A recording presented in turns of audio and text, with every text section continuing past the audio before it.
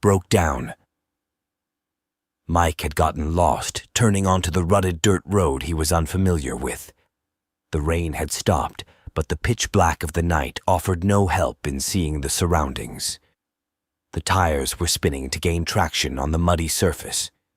Then several holes in the road shook the car violently, nearly causing Mike to lose control. The headlights went out. Then suddenly the car shut down completely, as if it had been turned off. Mike rolled to a stop. He tried turning the key several times with no response. He rested his head on his hands, still gripping the wheel in frustration. He sat back and looked out the windows in all directions. He could see nothing but black. Mike reached in his shirt pocket and pulled a cigarette from his pack, sticking it in his mouth. He was searching his pocket for his lighter when the clouds opened just long enough for the full moon to shine. The light of the moon revealed for a brief moment a structure that looked to be a house to his left. The clouds covered the moon again, and all went black.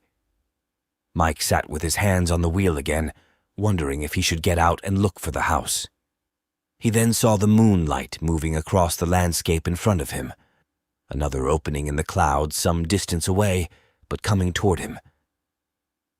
He watched, and as the patch of light made it to him, he was looking straight ahead. The light revealed the features of a creature standing in front of his car. No one heard Mike scream. 2 days later, Bob had been waiting for his partner that just pulled up to the scene. Joe stepped out and made a statement to Bob. "What would anyone be doing out here?" "Good question, Joe. Wait till you see this guy."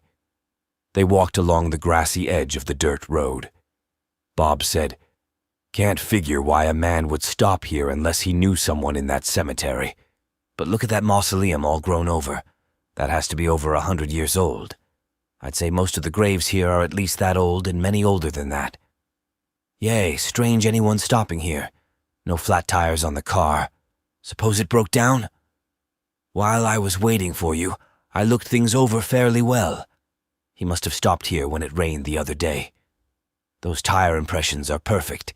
I tried to start the car. It started right off. Nothing was wrong, and it has a half tank of gas. No skid marks at all. Looks like he rolled to a stop. Any signs of footprints around the car? Not even one. The area around the car has never been disturbed. I even walked a ways in both directions and up to the cemetery gates. If anyone has been here, it wasn't recently. Not even any real signs of old tracks, human or animal. Now, Joe, go take a look at this guy." They walked up to the car. Bob again spoke. "You ever seen anything like that? Whoa, look at that face." "That's what I thought, and Joe, look at the way he is holding that wheel. Suppose its rigor set in? Look at his feet, Bob. They're not on any of the pedals." "Right, Joe. And in his lap is a unlit cigarette. He was screaming at something. Have you ever seen a face look like that?" "Not in all my years.